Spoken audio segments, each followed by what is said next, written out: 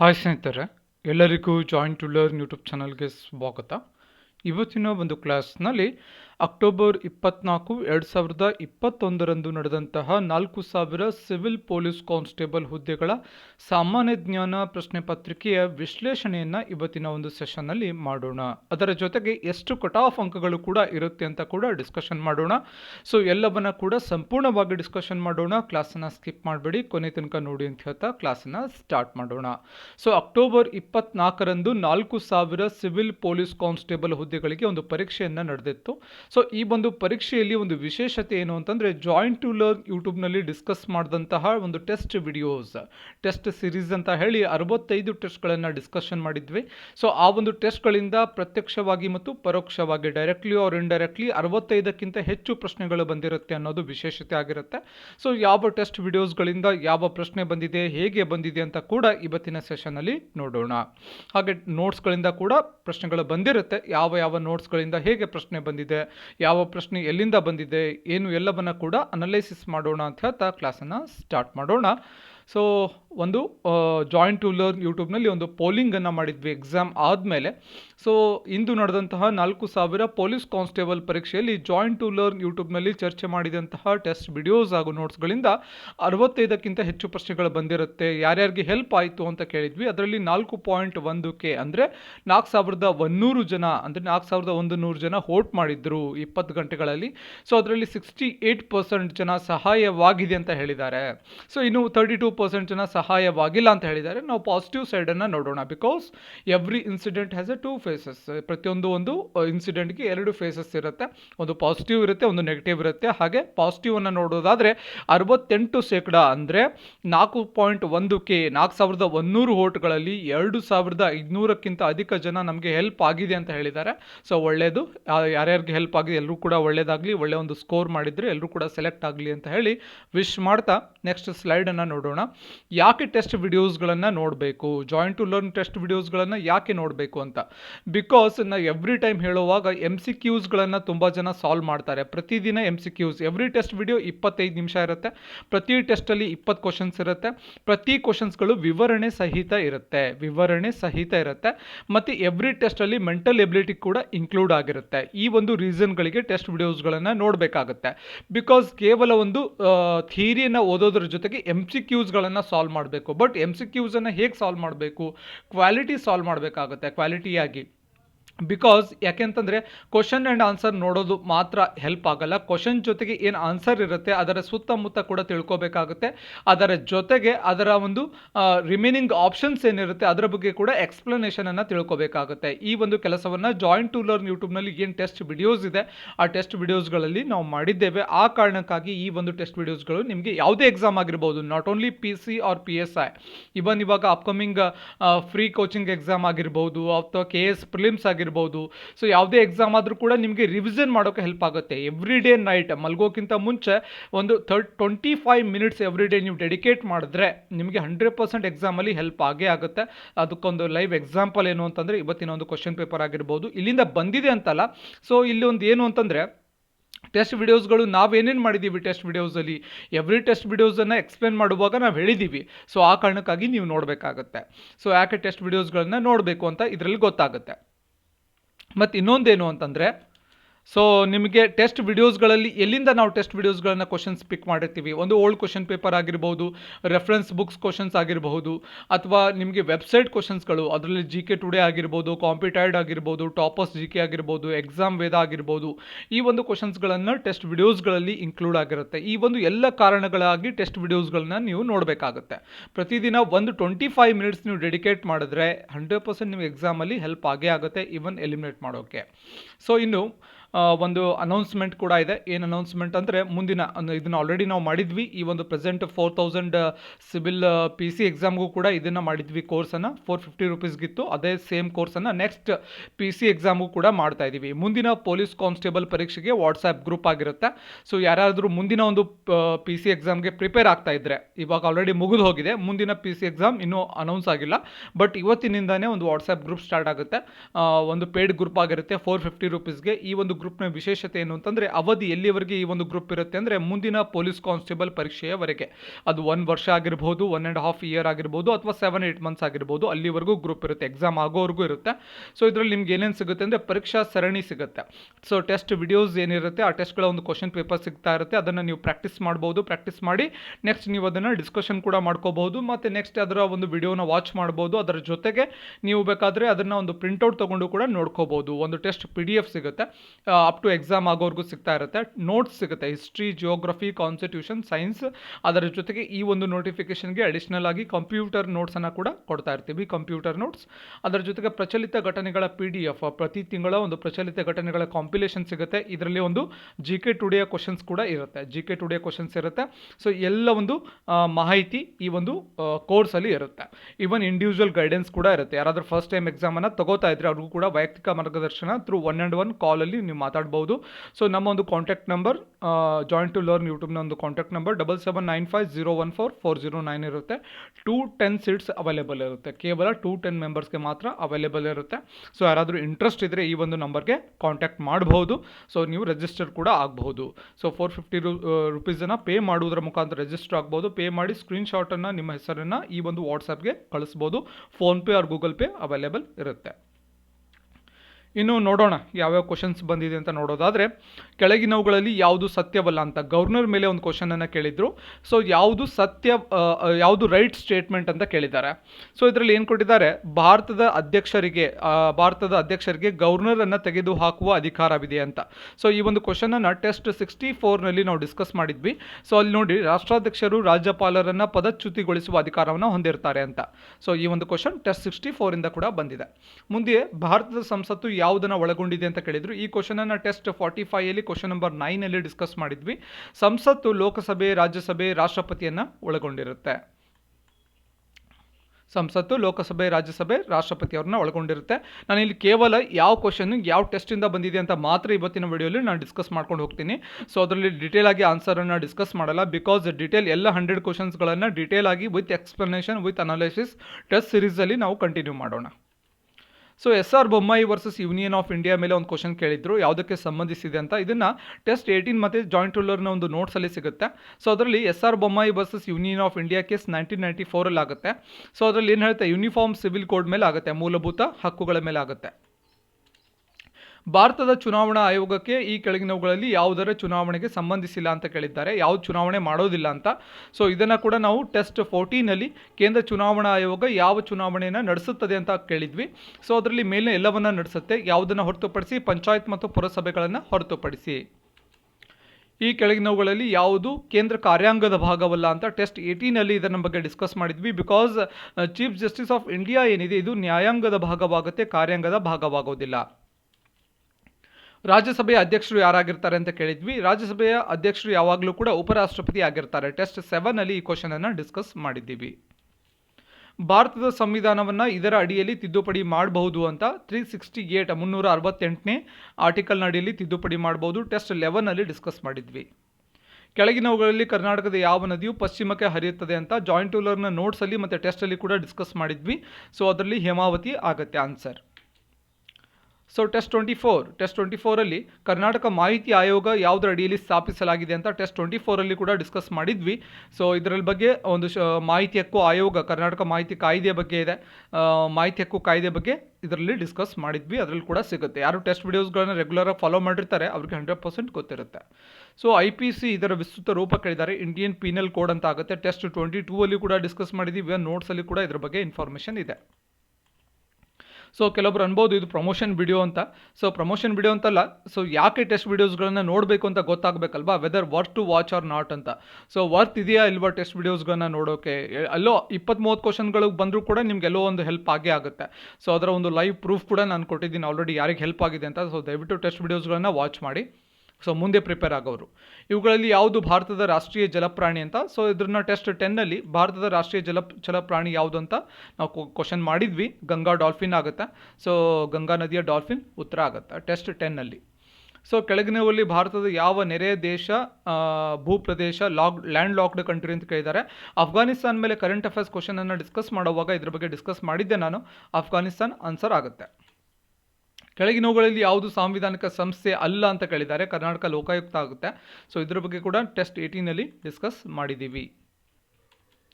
ಸಂಸತ್ತಿನ ಜಂಟಿ ಅಧಿವೇಶನವನ್ನು ಯಾರಿಂದ ಕರೆಯಲಾಗುತ್ತದೆ ಅಂತ ಟೆಸ್ಟ್ 21ನಲ್ಲಿ ಇದ್ರ ಬಗ್ಗೆ ಡಿಸ್ಕಸ್ ಮಾಡುವಾಗ ಏನು ಮಾಡ್ತಾರೆ, ರಾಷ್ಟ್ರಾಧ್ಯಕ್ಷರು ಒಂದು ಮಸೂದೆಗೆ ಸಂಬಂಧಿಸಿದಂತೆ ಎರಡು ಸದನಗಳ ನಡುವೆ ಬಿಕ್ಕಟ್ಟು ಇತ್ಯರ್ಥಪಡಿಸಲು ರಾಷ್ಟ್ರಾಧ್ಯಕ್ಷರು ಜಂಟಿ ಸದನ ಕರೀತಾರೆ. ರಾಷ್ಟ್ರಾಧ್ಯಕ್ಷರು ಕರೀತಾರೆ ಅಂತ ರಾಷ್ಟ್ರಪತಿ ಸರಿಯಾದ ಉತ್ತರ ಆಗುತ್ತೆ. ಈ ಕೆಳಗಿನವುಗಳಲ್ಲಿ ಯಾವ ಸ್ಥಳದಲ್ಲಿ ಕರ್ನಾಟಕದ ಹೈಕೋರ್ಟ್ನ ಶಾಖೆ ಇದೆ ಅಂತ ಕೇಳಿದ್ದಾರೆ. ಸೊ ಇದನ್ನು ಟೆಸ್ಟ್ 34 ಡಿಸ್ಕಸ್ ಮಾಡುವಾಗ ಹೆಚ್ಚುವರಿ ಸ್ಥಾನಗಳು ಎಲ್ಲೆಲ್ಲಿದೆ, ಹುಬ್ಳಿ ಇದೆ, ಧಾರವಾಡ ಇದೆ, ಗುಲ್ಬರ್ಗ ಇದೆ. ಆಯ್ಕೆ ಧಾರವಾಡ ಕರೆಕ್ಟ್ ಆಗುತ್ತೆ, ಬಿಕಾಸ್ ಆಪ್ಷನ್ ಧಾರವಾಡ ಕೊಟ್ಟಿದ್ದಾರೆ. ಧಾರವಾಡ ಕರೆಕ್ಟ್ ಆಗುತ್ತೆ. Test 34 question number 8. ಸೊ ಮನುಷ್ಯರಿಗೆ ರೋಗಗಳನ್ನು ಹರಡುವ ಕೀಟಗಳನ್ನು ಏನೆಂದು ಕರೆಯುತ್ತಾರೆ ಅಂತ ವೆಕ್ಟರ್ಸ್ ಅಂತ ಕರೀತಾರೆ, ವಾಹಕಗಳು. ಟೆಸ್ಟ್ 52 ಅಲ್ಲಿ ಇದರ ಬಗ್ಗೆ ಇನ್ಫಾರ್ಮೇಷನ್ ಡಿಸ್ಕಸ್ ಮಾಡಿದ್ದೀವಿ. ಕೋವಿಡ್-19 ಡೆಲ್ಟಾ ರೂಪಾಂತರವನ್ನು ಏನೆಂದು ಕರೀತಾರೆ ಅಂತ ಕೇಳಿದ್ರು. ಟೆಸ್ಟ್ 41ನಲ್ಲಿ ಡಿಸ್ಕಸ್ ಮಾಡುವಾಗ ಕೋವಿಡ್-19 ಡೆಲ್ಟಾ ತಳಿ B16172 ಅಂತ ಡಿಸ್ಕಸ್ ಮಾಡಿದ್ದೀವಿ. B16172 ಸರಿಯಾದ ಉತ್ತರ. ಕರ್ನಾಟಕದ ಮೊದಲ ಉಕ್ಕಿನ ಕಾರ್ಖಾನೆ ಎಲ್ಲಿದೆ ಅಂತ ಸುಮಾರು ಟೆಸ್ಟ್ಗಳಲ್ಲಿ ಡಿಸ್ಕಸ್ ಮಾಡಿದ್ದೀವಿ. ಕೇವಲ 25 ಮಾತ್ರ ಅಲ್ಲ, ಸುಮಾರು ಟೆಸ್ಟ್ಗಳಲ್ಲಿ ಭದ್ರಾವತಿ ಈಸಿಯೆಸ್ಟ್ ಕ್ವಶನು. ಬಜರಂಗ್ ಪೂನಿಯಾ ಅವರು ಯಾವ ಪದಕವನ್ನು ಗೆದ್ದರು ಟೋಕಿಯೋ ಒಲಿಂಪಿಕ್ಸ್ನಲ್ಲಿ ಅಂತ ಕೇಳಿದ್ದಾರೆ. ಯಾವ ಇವೆಂಟಲ್ಲಿ? ಕರೆಂಟ್ ಅಫೇರ್ಸ್ ಡಿಸ್ಕಸ್ ಮಾಡುವಾಗ ಬಜರಂಗ್ ಪೂನಿಯಾ ಕಂಚು ಕುಸ್ತಿಯಲ್ಲಿ ಗೆದ್ದಿದ್ದಾರೆ. ಸೊ ಕಂಚು ಕುಸ್ತಿಯಲ್ಲಿದೆ, ಕಂಚು ಕುಸ್ತಿ ಆನ್ಸರ್ ಆಗುತ್ತೆ. ಕೆಳಗಿನವುಗಳಲ್ಲಿ ಯಾವುದು ಕೃಷ್ಣಾ ನದಿಯ ಉಪನದಿ ಅಂತ ಕೇಳಿದ್ದಾರೆ. ಭೀಮಾ ನದಿ ಆಗುತ್ತೆ. ಟೆಸ್ಟ್ 24ಅಲ್ಲಿದೆ. ಇವನ್ ಜಿಯೋಗ್ರಫಿ ನೋಟ್ಸಲ್ಲಿ ಕೂಡ ಇದ್ರ ಬಗ್ಗೆ ಇದೆ. ಫ್ಯಾರನ್ಹೀಟ್ ಮಾಪಕ ಪ್ರಮಾಣದಂತೆ ಘನೀಕರಿಸುವ ಬಿಂದು ಕೇಳಿದ್ದಾರೆ. 32 ಡಿಗ್ರಿ ಫ್ಯಾರನ್ಹೀಟ್ ಆಗುತ್ತೆ. 32 ಡಿಗ್ರಿ ಫ್ಯಾರನ್ಹೀಟಕ್ಕೆ ಟೆಸ್ಟ್ 10 ನೋಟ್ಸಲ್ಲಿ ಕೂಡ ಇದ್ರ ಬಗ್ಗೆ ಇದೆ. ಟೆಸ್ಟ್ 34ಅಲ್ಲಿ ಇದೆ. ಹಾಗೆ ಇವನ್ ನೋಟ್ಸಲ್ಲಿ ಕೂಡ, ಸೈನ್ಸ್ ಆನ್ಲೈನರ್ ನೋಟ್ಸಲ್ಲಿ ಕೂಡ ಇದ್ರ ಬಗ್ಗೆ ಇದೆ. ಕೆಳಗಿನವುಗಳಲ್ಲಿ ಯಾವುದು ವಿದ್ಯುತ್ ನಿರೋಧಕದ ಉದಾಹರಣೆ ಅಂತ? ಸೊ ವಜ್ರ ಆಗುತ್ತೆ. ಟೆಸ್ಟ್ 28ಅಲ್ಲಿ ಇದ್ರ ಬಗ್ಗೆ ಇದೆ. ಸೊ ಎಲ್ ನೈನೋ ಏನು ಅಂತ ಕೇಳಿದ್ದಾರೆ. ಸೊ ಎಲ್ ನೈನೋ ಇದ್ರ ಬಗ್ಗೆ ಜಿಯೋಗ್ರಫಿ ನೋಟ್ಸಲ್ಲಿ ಕೂಡ ಇದೆ. ವಾರ್ಮ್ ಓಷನ್ ಕರೆಂಟ್ ಅಂತ, ಬೆಚ್ಚಗಿನ ಸಾಗರ ಪ್ರವಾಹ ಅಂತ ಆಗುತ್ತೆ. ಕೆಳಗಿನವುಗಳಲ್ಲಿ ಯಾವುದನ್ನು ಕೃತಕ ಮಳೆ ಬರೋಕ್ಕೆ ಯೂಸ್ ಮಾಡ್ತಾರೆ ಅಂತ ಕೇಳಿದ್ದಾರೆ. So silver iodide. ಸ್ವಲ್ಪ ವಿಡಿಯೋ ಫಾಸ್ಟ್ ಅನ್ನಿಸ್ಬೋದು, ಬಿಕಾಸ್ ಇದು ಕೇವಲ ಯಾವ ಕ್ವಶನು ಎಲ್ಲಿಂದ ಬಂದಿದೆ ಅಂತ ಮಾಡ್ತಾ ಇದ್ದೀವಿ. ಯಾಕೆ ಒಂದು ಮಾಡ್ತಾ ಇರೋದಂದರೆ ಟೆಸ್ಟ್ ವಿಡಿಯೋಸ್ಗಳು ನೋಡಬೇಕು, ವರ್ತ್ ಇದೆಯಾ ಇಲ್ವಾ ನೋಡೋಕ್ಕೆ, ಹೆಲ್ಪ್ ಆಗುತ್ತಾ ಅಲ್ವಾ ಅಂತ. ಅಟ್ಲೀಸ್ಟ್ ಎಲಿಮಿನೇಷನ್ ಮಾಡೋಕ್ಕಾದ್ರೆ ಹೆಲ್ಪ್ ಆಗುತ್ತೆ, ಆ ಕಾರಣಕ್ಕಾಗಿ ನೋಡಲಿ ಅಂತ ಮಾಡ್ತಾ ಇರೋದು. ಸೊ ಅದು ಬಿಟ್ಟರೆ ಇಲ್ಲಿ ಡಿಸ್ಕಸ್ ಮಾಡ್ತಾ ಇಲ್ಲ. ಡಿಟೇಲ್ ಡಿಸ್ಕಷನನ್ನು ಕಂಟಿನ್ಯೂಸ್ ಟೆಸ್ಟ್ ಸೀರೀಸ್ ಏನು ಕಂಟಿನ್ಯೂ ಇದೆ, ಸೊ ಅದರಲ್ಲಿ ಕಂಟಿನ್ಯೂ ಆಗಿ ಎಲ್ಲ 100 ಕ್ವಶನ್ಸ್ಗಳನ್ನು ವಿತ್ ಅನಾಲಿಸಿಸ್ ಮತ್ತು ವಿತ್ ಎಕ್ಸ್ಪ್ಲನೇಷನ್ ಡಿಸ್ಕಸ್ ಮಾಡೋಣ. ಸೊ ಸಿಲ್ವರ್ ಅಯೋಡೈಡ್ ಆಗುತ್ತೆ. ಇದ್ರ ಬಗ್ಗೆ ಕೂಡ ಟೆಸ್ಟ್ 24ಅಲ್ಲಿ ಡಿಸ್ಕಸ್ ಮಾಡಿದ್ವಿ. ಈ ಕ್ವಶನ್ ನೋಡಿ. ಸೊ ಆಪ್ಟಿಕಲ್ ಫೈಬರ್ ಯಾವ ತತ್ವದ ಮೇಲೆ ಕೆಲಸ ಮಾಡುತ್ತದೆ ಅಂತ? ಆಪ್ಟಿಕಲ್ ಫೈಬರ್ ಯಾವ ತತ್ವದ ಮೇಲೆ ಕೆಲಸ ಮಾಡುತ್ತದೆ ಅಂತ ಕೇಳಿದ್ರು ಟೆಸ್ಟ್ 33ಅಲ್ಲಿ. ಸೊ ಕ್ವಶನ್ ಒಟ್ಟು ಆಂತರಿಕ ಪ್ರತಿಫಲನ ಆಗುತ್ತೆ. ಸೊ ಕೆಳಗಿನವುಗಳಲ್ಲಿ ಯಾವ ಹೇಳಿಕೆ ತಪ್ಪಾಗಿದೆ ಅಂತ? ಸೊ ಇದರಲ್ಲಿ ಲೈಟ್ ಮೇಲೆ ಡಿಸ್ಕಸ್ ಮಾಡುವಾಗ ಇದ್ರ ಬಗ್ಗೆ ಡಿಸ್ಕಸ್ ಮಾಡಿದ್ದೀವಿ. ಬಿಕಾಸ್ ಬೆಳಕು ಶಬ್ದಕ್ಕಿಂತ ಹೆಚ್ಚಿನ ವೇಗದಲ್ಲಿ ಚಲಿಸುತ್ತದೆ ಅಂತ. ಸೊ ಹೌದು, ಬೆಳಕು ಶಬ್ದಕ್ಕಿಂತ ಹೆಚ್ಚಿನ ವೇಗದಲ್ಲಿ ಚಲಿಸುತ್ತೆ. ಇದರಲ್ಲಿ ಯಾವುದು ಹೇಳಿಕೆ ತಪ್ಪಾದ ಹೇಳಿಕೆ ಇದಾಗುತ್ತೆ. ಬೆಳಕು ನಿರ್ವಾತದ ಮೂಲಕ ಪ್ರಯಾಣಿಸಲು ಸಾಧ್ಯವಿಲ್ಲ ಅಂತ ಕೊಟ್ಟಿದ್ದಾರೆ. ಸೊ ಇದು ಸಾಧ್ಯ, ಬಿಕಾಸ್ ನಿರ್ವಾತದಲ್ಲಿ ಬೆಳಕಿನ ವೇಗ ಹೆಚ್ಚಾಗಿರುತ್ತದೆ ಅಂತ ನಾವು ಡಿಸ್ಕಸ್ ಮಾಡಿದ್ವಿ. ಬೆಳಕು ಸರಳ ರೇಖೆಯಲ್ಲಿ ಪ್ರಯಾಣಿಸುತ್ತದೆ. ಹೌದು, ಸರಳ ರೇಖೆಯಲ್ಲಿ ಇವೆಲ್ಲವೂ ಕೂಡ ಸರಿಯಾದಂಥ ಹೇಳಿಕೆ ಆಗುತ್ತೆ. ಒಂದು ರಾಂಗ್ ಸ್ಟೇಟ್ಮೆಂಟ್ ಇದಾಗಿರುತ್ತೆ. ಸರಕು ಮತ್ತು ಸೇವಾ ತೆರಿಗೆಯನ್ನು ಭಾರತದ ಯಾವ ಸಂಸ್ಥೆ ನಿರ್ಧಾರ ಮಾಡುತ್ತದೆ ಅಂತ? GST ಕೌನ್ಸಿಲ್ ನಿರ್ಧಾರ ಮಾಡುತ್ತೆ, GST ಮಂಡಳಿ. ಸೊ ಇದ್ರ ಬಗ್ಗೆ ಕೂಡ ಡಿಸ್ಕಸ್ ಮಾಡಿದ್ದೀವಿ ಕರೆಂಟ್ ಅಫೇರ್ಸಲ್ಲಿ. ಸುಂದರ್ ಪಿಚಾಯ್ ಬಗ್ಗೆ ಡಿಸ್ಕಸ್ ಮಾಡುವಾಗ ಸುಂದರ್ ಪಿಚಾಯ್ ಸತ್ಯ ನಡೆಲಾ ಬಗ್ಗೆ ಡಿಸ್ಕಸ್ ಮಾಡ್ತಾ ಇದ್ವಿ ಕರೆಂಟ್ ಅಫೇರ್ಸಲ್ಲಿ. ಅವಾಗ ಸುಂದರ್ ಪಿಚಾಯ್ ಬಗ್ಗೆ ಕೂಡ ಡಿಸ್ಕಸ್ ಮಾಡಿದ್ವಿ. ತುಂಬ ಈಸಿ ಕ್ವಶನು. ಗೂಗಲ್ ಸತ್ಯ ನಡೆಲಾ ಬಂದುಬಿಟ್ಟು ಮೈಕ್ರೋಸಾಫ್ಟ್. ಸತ್ಯ ನಡೆಲಾ ಮೈಕ್ರೋಸಾಫ್ಟ್ ಆಗುತ್ತೆ. ಸೊ ಸುಂದರ್ ಪಿಚಾಯ್ ಅವ್ರ ಬಗ್ಗೆ ಡಿಸ್ಕಸ್ ಮಾಡುವಾಗ ಮೈಕ್ರೋಸಾಫ್ಟ್ ಸತ್ಯ ನಡೆಲಾ ಅವ್ರ ಬಗ್ಗೆನೂ ಕೂಡ ಡಿಸ್ಕಸ್ ಮಾಡಿದ್ವಿ. ಮೈಕ್ರೋಸಾಫ್ಟ್, ಸತ್ಯ ನಡೆಲಾ, ಸುಂದರ್ ಪಿಚಾಯ್, ಗೂಗಲ್ ಆಗುತ್ತೆ. ಸೊ ಮುಂದಿನ ಪ್ರಶ್ನೆ ನೋಡಿ. ಈ ಕೆಳಗಿನವುಗಳಲ್ಲಿ ಯಾವುದು ಸಸ್ತನಿ ಅಂತ ಕೇಳಿದ್ರು. ಟೆಸ್ಟ್ 32ಅಲ್ಲಿ ಕ್ವಶನನ್ನು ಡಿಸ್ಕಸ್ ಮಾಡಿದ್ವಿ. ಕೆಳಗಿನವುಗಳಲ್ಲಿ ಯಾವುದು ಸಸ್ತನಿಗೆ ಉದಾಹರಣೆ ಅಂತೇಳಿ. ಸೊ ಡಾಲ್ಫಿನ್ ಆಗುತ್ತೆ. ಸೊ ವೇಲ್, ತಿಮ್ಮಿಂಗಲು, ಡಾಲ್ಫಿನ್, ಸೊ ಶಾರ್ಕ್. ಸೊ ಯಾವುದು ಇದರಲ್ಲಿ ಇಲ್ಲಿ ನೋಡಿ, ಇಲ್ಲಿ ಹಲ್ಲಿ ಅನ್ನೋದು ಸರೀಸೃಪ, ಶಾರ್ಕ್ ಅನ್ನೋದು ಮೀನಾಗುತ್ತೆ. ಸೊ ಅಲ್ಲಿ ಸಸ್ತನಿ ಅಂತ ಕೊಟ್ಟಿರೋದ್ರಿಂದ ವೇಲ್ ಅಂತ ಆಗುತ್ತೆ. ಸೊ ಮುಂದಿನ ಪ್ರಶ್ನೆ. ಇವುಗಳಲ್ಲಿ ಯಾವುದು ನಿಜ ಅಂತ ಕೇಳಿದ್ದಾರೆ. ಬೋತ್ ಸ್ಟೇಟ್ಮೆಂಟ್ ಕರೆಕ್ಟ್ ಆಗುತ್ತೆ. ಸೊ ಬೌದ್ಧ ಧರ್ಮದ ಸ್ಥಾಪಕ ಗೌತಮ ಬುದ್ಧ, ಜೈನ ಧರ್ಮದ ಸ್ಥಾಪಕ ಮಹಾವೀರ. ಟೆಸ್ಟ್ 8, 10, 12 ಹೀಗೆ ಇವನ್ ನೋಟ್ಸಲ್ಲಿ ಕೂಡ ಇದ್ರ ಬಗ್ಗೆ ಇನ್ಫಾರ್ಮೇಷನ್ ಇದೆ. ಮರದ ವಯಸ್ಸನ್ನು ಹೆಚ್ಚು ಅಥವಾ ಕಡಿಮೆ ನಿಖರವಾಗಿ ಯಾವುದರಿಂದ ನಿರ್ಧರಿಸಬಹುದು ಅಂತ ನೋಟ್ಸಲ್ಲಿ ಕೂಡ ಇದ್ರ ಬಗ್ಗೆ ಡಿಸ್ಕಸ್ ಮಾಡಿದ್ವಿ. ಸೊ ಇದರಲ್ಲಿ ಡೆಂಡ್ರೋಕ್ರೊನಾಲಜಿ, ಸೊ ಕಾಂಡದಲ್ಲಿರುವಂತಹ ಉಂಗುರಗಳ ಸಂಖ್ಯೆಯನ್ನು ಎಣಿಸೋದು, counting the number of rings ಅಂತ ಬರುತ್ತೆ. ಸೊ ಇದ್ರ ಮುಖಾಂತರ ಒಂದು ಮರದ ವಯಸ್ಸನ್ನು ನಿರ್ಧಾರ ಮಾಡ್ತಾರೆ. ಕರ್ನಾಟಕದ ರಾಜ್ಯ ಲಾಂಛನದಲ್ಲಿರುವಂತಹ ಪಕ್ಷಿ ಯಾವುದು ಅಂತ, ಗಂಡ ಬೆರುಂಡ ಲಾಂಛನವಾಗಿ ಕರ್ನಾಟಕ ಪೊಲೀಸ್ ಅಳವಡಿಸಿಕೊಂಡಿದ್ದು ಯಾವಾಗ ಅಂತ ಹೇಳಿ ಟೆಸ್ಟ್ 2 ಅಲ್ಲಿ ಕ್ವಶನ್ ಕೇಳಿದ್ವಿ. ಸೊ ಅದರಲ್ಲಿ ಗಂಡ ಬೆರುಂಡ ಲಾಂಛನ ಏನಿದೆ, ಗಂಡ ಬೆರುಂಡ ಇರುತ್ತೆ ಕರ್ನಾಟಕದ ಒಂದು ರಾಜ್ಯ ಲಾಂಛನದಲ್ಲಿ. ಮಲ್ಪೆ ಯಾವುದಕ್ಕೆ ಹೆಸರುವಾಸಿಯಾಗಿದೆ ಅಂದರೆ ಮೀನುಗಾರಿಕೆ ಹೆಸರುವಾಗಿದೆ. ಟೆಸ್ಟ್ 34, 56 ಅಲ್ಲಿ ಕೂಡ ಇದರ ಬಗ್ಗೆ ಇನ್ಫಾರ್ಮೇಷನ್ ಇದೆ. ನಮ್ಮ ಸೌರ ವ್ಯೂಹ ಇರುವಂತಹ ಕ್ಷೀರಪಥದ ನಕ್ಷತ್ರ ಪುಂಜ ಆಕಾರ ಏನು, ಮಿಲ್ಕಿ ವೇ ಗ್ಯಾಲಕ್ಸಿಯ ಒಂದು ಆಕಾರ ಏನು ಅಂತ, ಒಂದು ಸ್ಪೈರಲ್ ಗ್ಯಾಲಕ್ಸಿ ಆಗಿರುತ್ತೆ ಮಿಲ್ಕಿ ವೇ ಗ್ಯಾಲಕ್ಸಿ. ಸೊ ನೋಟ್ಸಲ್ಲಿ ಕೂಡ ಇದ್ರ ಬಗ್ಗೆ ಇನ್ಫಾರ್ಮೇಷನ್ ಇದೆ. ಭಾರತೀಯ ಕರಾವಳಿ ಕಾವಲು ಪಡೆ ಅಕಾಡೆಮಿನ ಎಲ್ಲಿ ಸ್ಥಾಪಿಸಲಾಗಿದೆ ಅಂತ, ಭಟ್ಕಳ.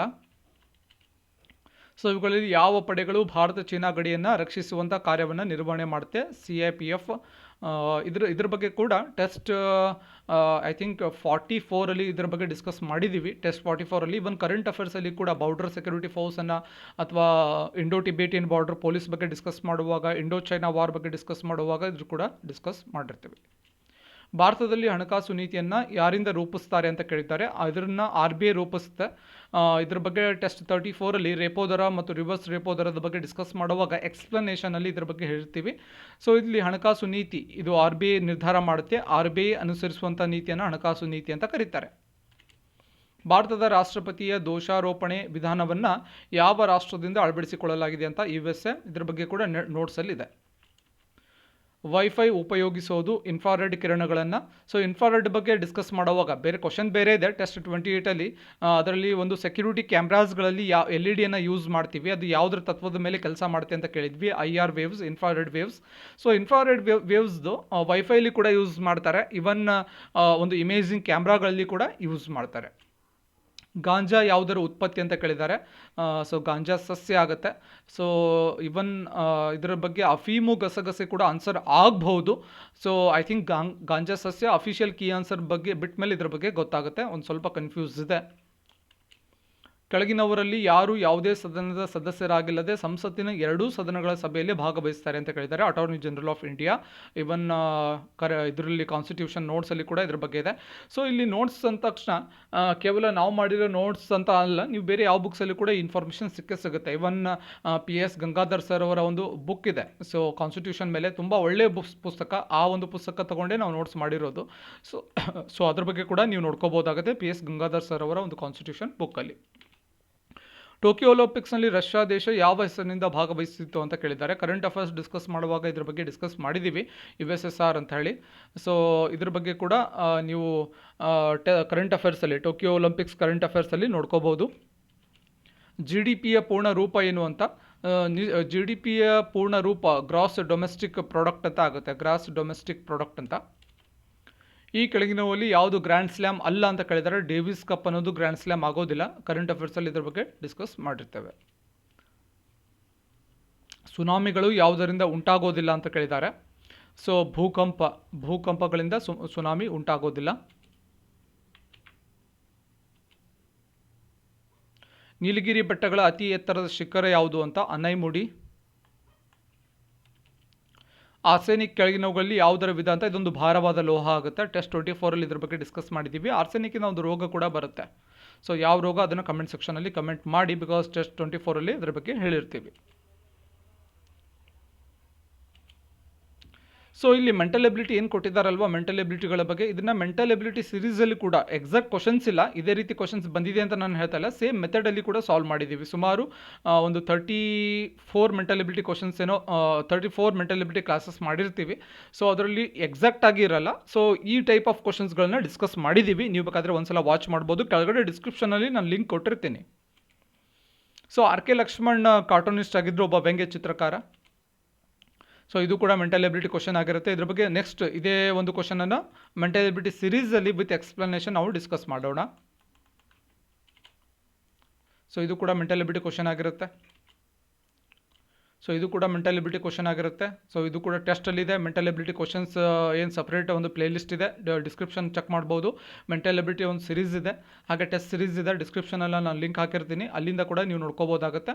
ಇವೆಲ್ಲೂ ಕೂಡ ಮೆಂಟಲ್ ಎಬಿಲಿಟಿಯಲ್ಲಿ ಈ ಟೈಪ್ ಆಫ್ ಕ್ವಶನ್ಸನ್ನು ಸೇಮ್ ಕ್ವಶನ್ ಅಂಕಿ ಸಂಖ್ಯೆಗಳು ಬೇರೆ ಇರ್ಬೋದು, ಆ ಟೈಪ್ ಆಫ್ ಕ್ವಶನ್ಸ್ಗಳು ಡಿಸ್ಕಸ್ ಮಾಡಿರ್ತೀವಿ. ವೈ ಬೆಲೆ ಕಂಡುಹಿಡಿಯೋದು ಕೇಳಿದ್ದಾರೆ, ಇದು ಕೂಡ ಈ ಟೈಪ್ ಆಫ್ ಕ್ವಶನ್ ನಾವು ಸಾಲ್ವ್ ಮಾಡಿದ್ದೀವಿ. ಇದನ್ನು ಕೂಡ ಸಾಲ್ವ್ ಮಾಡಿದ್ದೀವಿ ಟೆಸ್ಟ್ 7ಅಲ್ಲಿ. ಇದೊಂದು ಎಕ್ಸಾಂಪಲ್ ಇದೆ ನೋಡಿ, ಟೆಸ್ಟ್ 7ಅಲ್ಲಿ ಇದನ್ನು ಸಾಲ್ವ್ ಮಾಡಿದ್ದೀವಿ. ಸೊ ಇದು ಕೂಡ ಟೆಸ್ಟಲ್ಲಿ ಸಾಲ್ವ್ ಮಾಡಿದ್ದೀವಿ. ಟೆಸ್ಟ್ 9ಅಲ್ಲಿ, ಟೆಸ್ಟ್ 9 ಕ್ವಶನ್ ನಂಬರ್ 19ಅಲ್ಲಿ ಸಾಲ್ವ್ ಮಾಡಿದ್ದೀವಿ. ಇದು ಕೂಡ ಸಾಲ್ವ್ ಮಾಡಿರ್ತೀವಿ. ಸೊ NSO ಗ್ರೂಪ್, ಸೊ ಇದು ಪೆಗಾಸಸ್ ಮೇಲೆ ಒಂದು ಎಸ್ಸೆ ಕೂಡ ಮಾಡಿದ್ವಿ. ಇವನ್ ಕರೆಂಟ್ ಅಫೇರ್ಸಲ್ಲಿ ಟೆಸ್ಟ್ 54ನ ಕ್ವಶನ್ ನಂಬರ್ 16ಅಲ್ಲಿ ಡಿಸ್ಕಸ್ ಮಾಡಿದ್ವಿ. ಇಸ್ರೇಲ್ನ ಒಂದು ಸೈಬರ್ ಭದ್ರತಾ ಸಂಸ್ಥೆ NSO ಪೆಗಾಸಸ್ಸನ್ನು ಅಭಿವೃದ್ಧಿಪಡಿಸಿದೆ ಅಂತ. ಸೊ ಆನ್ಸರ್ ಇಸ್ರೇಲ್ ಆಗುತ್ತೆ. ಸೊ ಈ ಕ್ವಶನನ್ನು ಟೆಸ್ಟ್ 1ಅಲ್ಲಿ ಕ್ವಶನ್ ನಂಬರ್ 18ಅಲ್ಲಿ ಡಿಸ್ಕಸ್ ಮಾಡಿದ್ವಿ. ಈ ಟೈಪ್ ಆಫ್ ಕ್ವಶನ್ ಇದೆ, ಸೇಮ್ ಈ ಟೈಪ್ ಆಫ್ ಕ್ವಶನ್ ಇದೆ ನೋಡಿ. ಸೊ ಇದು ಕೂಡ ಟೆಸ್ಟ್ 65ಯಲ್ಲೇ ಡಿಸ್ಕಸ್ ಮಾಡಿದ್ದೀವಿ. ಇವನ್ 64ಅಲ್ಲೂ ಈ ಟೈಪ್ ಆಫ್ ಕ್ವಶನನ್ನು ಡಿಸ್ಕಸ್ ಮಾಡಿದ್ದೀವಿ. ತೊಟ್ಟಿ ತುಂಬೋದು, ಸೊ ವಿಭಿನ್ನ ರಾಶಿಯಲ್ಲಿ ಬರ್ಕೊಂಡು ಸಾಲ್ವ್ ಮಾಡಬೇಕಾಗತ್ತೆ. ಸೊ 12 ಗಂಟೆಗಳಲ್ಲಿ ಎಷ್ಟು ಸೆಕೆಂಡ್ಗಳಿವೆ ಅಂತ ಹಲವಾರು ಟೆಸ್ಟ್ಗಳಲ್ಲಿ ಡಿಸ್ಕಸ್ ಮಾಡಿದ್ದೀವಿ. ಈಚ್ 1 ಮಿನಿಟಲ್ಲಿ 60 ಸೆಕೆಂಡ್ಸ್ ಆಗುತ್ತೆ.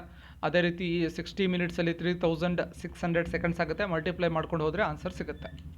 ಸೊ ಇದು ಕೂಡ ಡಿಸ್ಕಸ್ ಮಾಡಿದ್ದೀವಿ, ಲೈಕ್ ಯಾವ ಡೈರೆಕ್ಷನಲ್ಲಿ ಇದು ಮೂವ್ ಆಗ್ತಾ ಇರುತ್ತೆ.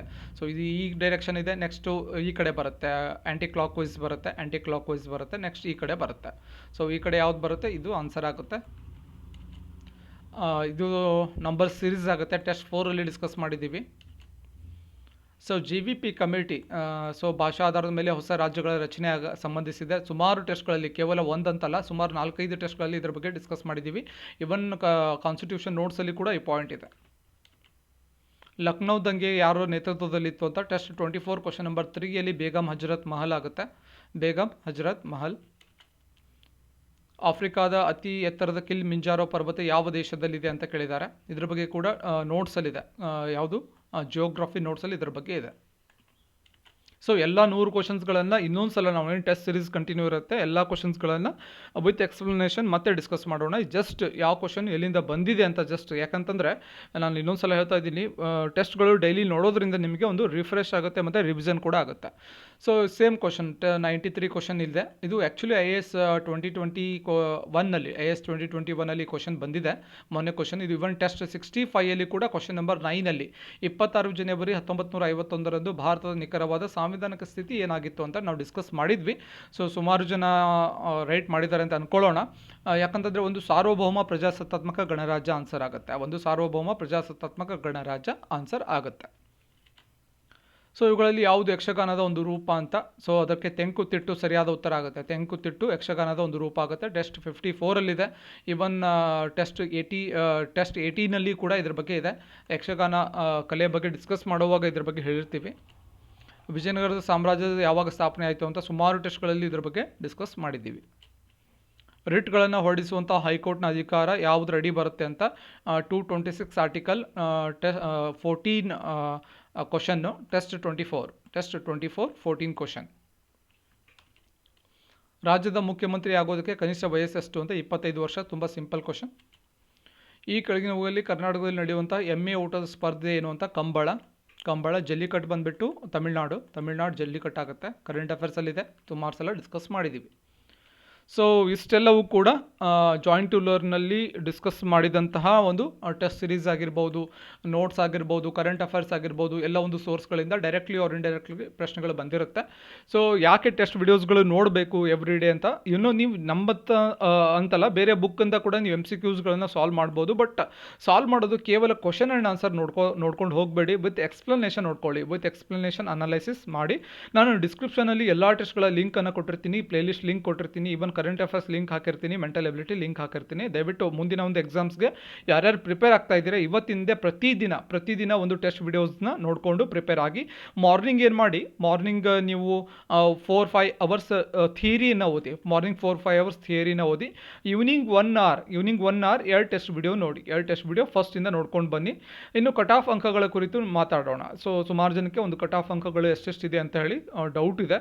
ಸೊ ಕಟ್ ಆಫ್ ಅಂಕಗಳು ಕ್ವಶನ್ ಪೇಪರ್ ಈಸಿ ಯಾರಿಗಾಗುತ್ತೆ ಕ್ವಶನ್ ಪೇಪರ್ ಈಸಿ ಯಾರಿಗೆ ಅಂದರೆ PSI ತುಂಬ ಒಂದು ಡೆಪ್ತಾಗಿ ಓದಿರ್ತಾರೆ, ಹಲವಾರು ಬಾರಿ PS ಎಕ್ಸಾಮನ್ನು ಬರೆದಿರ್ತಾರೆ, ಅಥವಾ PC ಎಕ್ಸಾಮನ್ನು 2 ವರ್ಷದಿಂದ ಓದ್ತಾ ಇರ್ತಾರೆ, ಅವರಿಗೆ ಈಸಿ ಅನಿಸಿರುತ್ತೆ. ಇನ್ನು ಟಫ್ ಯಾರಿಗೆ ಅಂತಂದರೆ ಪ್ರಥಮ ಬಾರಿಗೆ ಎಕ್ಸಾಮನ್ನು ಬರೆದವ್ರಿಗೆ ಟಫ್ ಅನಿಸುತ್ತೆ. ಇದು ಸರಿ ಸಾಮಾನ್ಯ, ಎಲ್ರಿಗೂ ಕೂಡ ಆಗುವಂಥ ಎವ್ರಿ ಟೈಮ್ ಪ್ರತಿಯೊಂದು ಎಕ್ಸಾಮ್ ಆದಮೇಲೆ 2 ಒಪಿನಿಯನ್ ಬರುತ್ತೆ.